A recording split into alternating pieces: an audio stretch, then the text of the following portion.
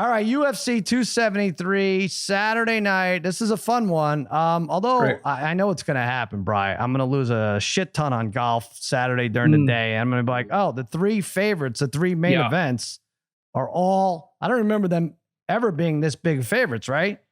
Chimaev minus 390 over Burns, Jan minus 460 over Sterling, and Volkanovski over the Korean Zombie minus 770. I know I'm going to put those three together, and someone's going to screw me.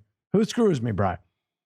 I would be the most nervous, I think, with the Chimaev Burns fight because I think Burns is excellent. I mean, I think he's really good. He's the type of guy, he's great, good striker. Good, he's good on the mat. He's good, good submission game. I mean, Chimaev just has looked so dominant, but he hasn't fought the type of guys that Burns has fought. So I think those odds are just a little bit. I'm not saying that Burns is going to win, but because Chimaev is so good too, but those odds are way out of whack. Yeah.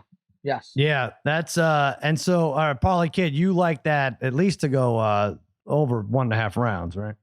Yeah. So initially, if I'm putting money on that fight, I'm taking Burns just because it's too good of a value on a guy like Gilbert Burns. He's very, like Brian said, he's a well-rounded fighter who's fought the best guys in the world. Chimaev, obviously, I love this guy. If if you told me, what do you think this line is?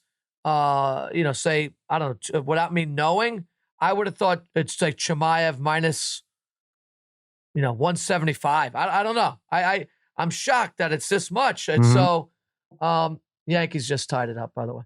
Aaron Judge, going to be a home run leader. Is that what it was? A Judge home run? Yeah.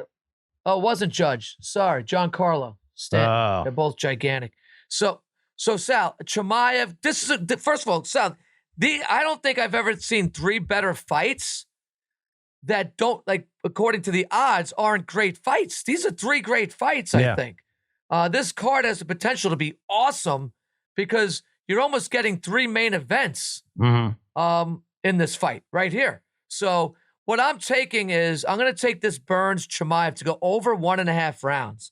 And you're basically getting minus 122. Almost even odds for a fight that really should go the distance, in my opinion, just because these guys are pretty equal. So I'm going to ride with Burns Chimaev over 1.5 rounds, minus 122. I think that looks pretty good. It's going to be a great fight. This is a great card.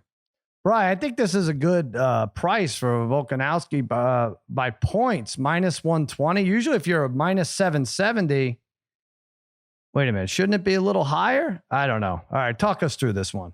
Well, you would think, So, that's the thing. Volkanovski's minus 770, so there's no value there, but I do like him to win on points, which is minus 120. I do think I mean, obviously the odds are very lopsided, and Zombie fought well his last fight. This fight was supposed to be Holloway again, but I don't see Korean Zombie. I mean, it should be an exciting fight. I will say that Korean Zombie's going to stand in there. He's going to come forward. He's going to fight. He's going to get hit. But I don't think he's going to be able to beat Volkanovski, who hasn't lost in 20 fights. And aside from that second Holloway fight, Volkanovski has dominated everybody. And that last fight against Ortega, a little bit of a scare, but after that he dominated. But he's gotten the full 5 rounds in 4 straight decisions. Zombie in his last 2 fights has gotten the distance twice, which were 5-round fights as well. The only time he was stopped in the last 7 or 8 years was with 1 second left against Yair Rodriguez. Yeah. So I think he's going to take a lot of punishment against Volkanovski, but I do like him. I do like Volkanovski to win by decision. And I thought the same thing too, Sal. I thought maybe because it's minus 770, maybe this would be minus 200. Be a little higher. Yeah. I thought so. Yeah. All right, Harry, I'd love to hear your input. You don't really watch UFC. You wouldn't watch it even if you got ESPN Plus, but it's always good to know if someone has a reach advantage. So let us know what your breakdown of it. Well, first off, my record's pretty damn good in the UFC, and that's what's keeping me afloat lately. Oh. And I will say that, look, I think there's a fishy line out there. I looked at this, and I'm going to take it minus 120. Vince Pichel over Mark Madsen. Mark Madsen is 11. Darren doesn't like this, but listen. No. Darren, listen. 11-0, Mark Madsen. Why is he the underdog? Pichel, 6 of his last 7 wins, been by decision, can't knock anybody out. So I'm going to take him in a fishy line over Mark Madsen.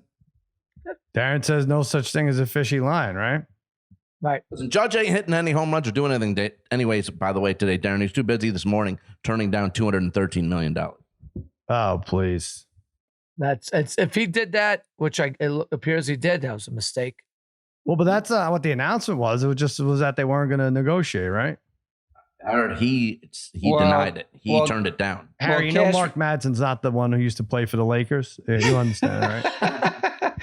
Not the actor. Darren dances like him. Listen, take it -120 Pichel, fishy line against a guy who's undefeated. All right. An underdog, too easy to take. Go the other way. I'm going to take Jan KO or submission. I know he's not a submission technician necessarily versus Sterling. Plus, you're getting plus money for that. I'm basically saying it's not going to go the distance. Jan's going to win inside the distance. And if you look at his last 8 fights, it's not a great trend. If you take the first Sterling fight out where he got disqualified, only 4 of the last 8 Jan fights have been decided by KO. So it's not great, but I don't think he's going to screw around. I watched the first fight back. And by that 4th round, he was landing effectively. It was target practice. Sterling's body language was awful. He'd like take a shot. He'd spin around with his back turned to Jan. And then he goes down to one knee, I think purposely, right? You're almost like baiting a guy to kick you in the face when you're on knee. So if you have one knee, obviously the guy could spin around. You get the rear naked choke and do other things. But if he strikes you